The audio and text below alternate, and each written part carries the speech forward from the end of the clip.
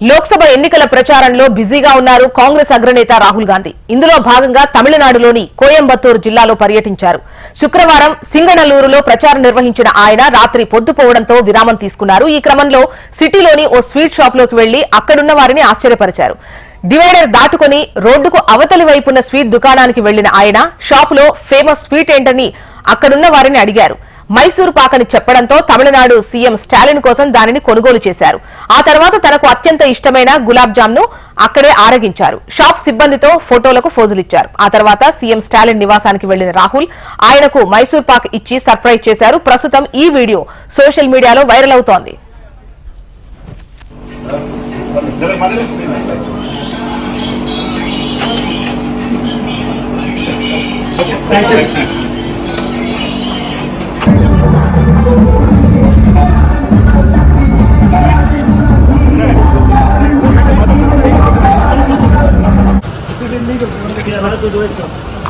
Go in order, please. I have money. I have enough. Hello.